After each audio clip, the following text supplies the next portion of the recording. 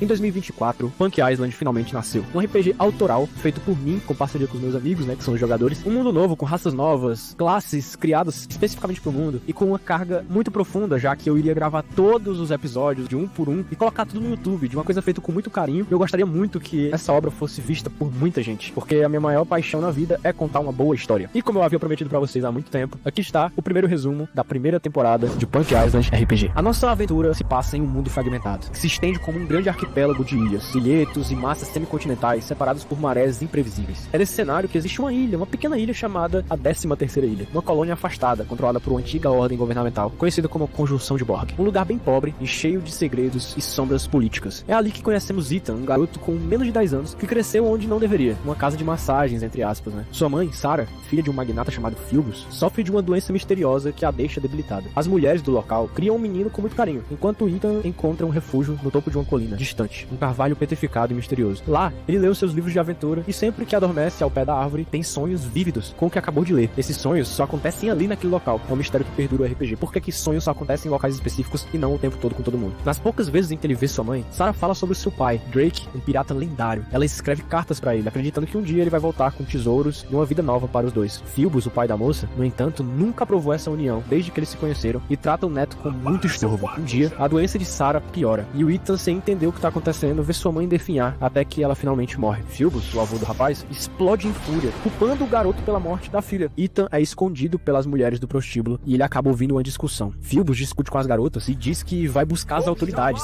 e ao amanhecer, Ethan ouve passos acima de si. São soldados da Conjunção de Borg, que por algum motivo estão ali pra buscá-lo. Algo é dito a respeito de testes e valor, como se o garoto fosse alguma coisa importante pro governo, por algum motivo. Algo que o garoto não compreende. E o soldado finalmente anuncia: se for comprovado o que nos foi dito, ele será levado e receberá os cuidados da diretoria da Conjunção. Nesse momento, uma voz invade a sala, cortando o discurso com arrogância e escárnio. Uma voz que ecoa e é profunda, quase sobrenatural. Além de burocrata, também é surdo. A tensão aumenta. Diana, uma das mulheres, murmura: Drake! Philbus finalmente rosna em surdos. O pirata finalmente retornou. O garoto ainda escondido sofre flashes, luz branca, gritos, espadas tinindo, madeira quebrando. O confronto entre Drake e os soldados é feroz. E então, quando o silêncio toma conta, a porta do porão se abre. A luz bruxuleante do amanhecer delineia um homem de sobretudo preto, cabelos escuros divididos ao meio e os olhos vermelhos carmesim. Ele se aproxima do garoto esperando uma reação, e Ethan reconhece instantaneamente pelas histórias de sua mãe que aquele era o seu pai, e ele havia voltado. E a partir daquele momento, a vida do garoto mudaria para sempre. Muito longe dali, nas florestas de prata de Vanidria, um acontecimento raro toma as savanas iluminadas. O nascimento considerado auspicioso. Entre a ninhada de leões criada pelo povo Aedrin, finalmente surge uma criatura diferente, um nebulita de pelagem branca. As nuvens descem do céu naquela manhã, como se abençoassem o recém-chegado. Chamaram-no de Arvandil, o banhado a vapor. Criado com carinho e curiosidade pelos habitantes, que desejavam entender o seu potencial, o filhote cresce com dificuldade até começar a andar sobre duas patas. Certa noite chuvosa, ele vê, ao longe, uma lebre machucada. O instinto de caçador fala mais alto e ele escapa do cercado reforçado. Ao se aproximar da lebre, ela se desfaz numa poça de lama, algum tipo de ilusão. Flechas surgem das sombras. Homens interceptam o pequenino, que luta em vão. Um golpe violento o faz apagar. Arvandil finalmente acorda em uma jaula, entre diversas outras criaturas capturadas. Um faxineiro chamado Santino, um homem com uma leve síndrome que limitava as suas ações cognitivas, é o único que trata os animais com carinho naquele lugar, porque também é tratado como um animal pelos contrabandistas. Ele e o pequeno Nebulita acabam criando um vínculo afetivo, e quando o navio atraca em um ilhedo famoso por pratos exóticos, um chefe muito garboso, com a barba pintada de rosa, se interessa por Arvandil, mas ao descobrir que a criatura falava, o cozinheiro se horroriza, cancelando a compra. Santino tenta intervir enfrentando o contrabandista e é jogado ao chão, enquanto Arvandil é dito como amaldiçoado. O capitão, furioso pelo prejuízo, decide puni-lo brutalmente e acaba penalizando o Santino com mais de 500 chicotadas, uma para cada moeda perdida pela compra de Arvandil. O pequeno assiste, preso enquanto o amigo é torturado, até as costas ficarem em carne viva. Naquela noite, o capitão se aproxima da jaula do pequeno animal, ainda bêbado, sorrindo como um louco. Se você pode ficar de pé e pode falar, então pode aprender a lutar e trabalhar. Ali começa uma vida muito difícil para o pequeno Arvandil. Em outra parte do mar, um pouco mais distante, nasce Akimur Dakar, filho de Arkan Dakar, um dos 4 lordes piratas do Oriente e antigo companheiro de Drake. O menino cresce entre mastros, velas e brisas salgadas, vendo seu pai negociar, beber e ensinar valores. Arkan, seu pai, jamais empunhava seus martelos sagrados. Dizia que só o faria para salvar ou ceifar uma vida. Akimur cresce ouvindo histórias, aprendendo o idioma tetraquiano e depois bergílico, a língua do mundo. Quando o pequeno completa cerca de 10 anos de idade, Arkan, seu pai, participa de uma reunião diplomática com o bando de Ignacio Kruger, um grupo pirata daquela região, em uma ilha repleta de penhascos e ravinas. Houve festa, churrascos e jogos. Até que uma trapaça no meio da rinha causa um conflito e muita desconfiança. Arkan comenta com calma que que achou estranho o uso do auxílio místico pelos adversários, irritando Ignacio Kruger. Para provar sua força, Kruger empurra o próprio filho, Gustav, de 12 anos, para lutar com o filho de Arkham, Akimov. Arkham, meio relutante, acaba aceitando o desafio, e a luta é difícil, mas Akimov vence. Então, Arkham puxa uma aposta final. Ele mesmo lutará com Kruger, com armas até a desistência. Pela primeira vez, Akimov vê o seu pai empunhar os seus martelos. A batalha é brutal e rápida. Arkham acaba matando Kruger diante de todos, mostrando que ninguém mexe com seu filho, ninguém desafia a família de Arkham para uma luta injusta. O ato acaba sendo considerado traição, pois naquele momento havia uma trégua entre piratas. Uma guerra explode na praia e Akimov é arrastado para o navio pelos tripulantes, enquanto as bandeiras verdes de Arkham caem uma a uma. Quando tudo termina, o pai do pequeno Akimov é decapitado diante do filho e da sua tripulação. O imediato dos Kruger anuncia que a tripulação de Arkham agora pertence a Gustav, seu filho. Muitos se recusam e morrem. Akimov é trancado e o pequeno Gustav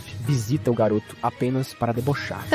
Agradeça seu pai por ser tão burro. Tem um lugar muito especial pra te mandar. Algum tempo depois, Akimura é jogado em uma jaula coberta, sem saber seu destino, até ser solto em uma arena clandestina, portando apenas um dos martelos de seu pai. Enquanto isso, Ethan acaba descobrindo uma vida no mar com Drake. A tripulação do navio das Velas Carmesim é diversificada. Joel, um imediato, estrategista e cozinheiro. Aimani, uma guerreira de temperamento difícil, mas carinhosa com o garoto. Taikor, tetraque de múltiplos braços, risonho e místico, adorando uma batalha. E mais tarde, Caligan, uma jovem carpinteira de 15 anos, filha de um antigo tripulante que acabara morrendo de alguma forma. Drake evita rotas perigosas, querendo que Ethan amadureça primeiro, aos poucos. Uma noite, o navio atraca numa ilha festeira. Ethan segue escondido, mas é encontrado e levado até seu pai, que inicialmente o repreende, para depois sorrir e deixá-lo aproveitar a festa. Tudo parece alegre, até notarem bandeiras dos Kruger. Joel investiga e encontra algo terrível, uma arena clandestina, proibida na Ilha dos Quatro Carvalhos. Ali, Ethan assiste um combate de duas crianças jogados em uma luta mortal. Um nebulita de pelagem branca e aparência animalesca, e um jovem tetraque que portava um martelo. Naquele momento, foi a primeira vez que Ethan viu Arvandil e Akimov lutando juntos, contra outros dois escravos e depois uma criatura monstruosa. A vitória deles impressiona todo mundo. Porém, Drake intervém. Ele acaba encerrando o torneio e libertando os escravos e as criaturas, denunciando Gustav Kruger por violar as leis da ilha. Como punição, o conselho decide realizar 3 provas: jogos de carta entre Drake e Gustav, duelos entre Tycho e o imediato dos Kruger, e a luta entre Ethan e o próprio Gustav. Drake e seus homens vencem todas as competições, e Gustav é banido da ilha dos 4 Lordes Piratas para sempre. A partir daí, Arvandil e Akimov são acolhidos por Drake. Eles fazem uma amizade com Ethan e Caligan e começam seu treinamento físico e espiritual. Joel ensina leitura, escrita e filosofia de Cronagon, enquanto Akimov recebe fragmentos do martelo de Arkham e um manuscrito sobre os ritos ancestrais do Tetrarch, a sua raça. Arvandil recebe um martelo encantado, batizado para um paladino. E Ethan recebe a chave do baú de Drake, com as cartas de sua mãe e o diário de seu pai. O treinamento continua até uma noite tranquila, quando avistam um presságio no mar, um navio vivo cruzando o horizonte, seguido por uma silhueta humanoide colossal caminhando sobre as águas. Aquilo poderia ser um presságio de algo que viria no futuro. Dias depois, a tripulação de Drake retorna de uma missão completamente mutilada. Drake agora usa uma perna mutante alterada biologicamente. Tycho perdeu 2 dos seus 4 braços. Apesar disso, o plano é partir para Eisen, uma ilha no ocidente do mundo, em busca do tesouro perdido relacionado aos folclores da ilha natal de Ethan. Joel e Aimani anunciam que não vão seguir viagem e casarão e construirão uma família. Durante a jornada para Eisen, os jovens descobrem o segredo do Velas Carmesim. O motor central do navio era um espírito marinho aprisionado, produto da prática proibida chamada Skolmhover. Era o motivo da perseguição sofrida por Drake no passado e a razão pela qual ele sempre evitou rotas perigosas. O destino cobra o seu preço, e no meio da viagem, uma neblina densa cobre o navio.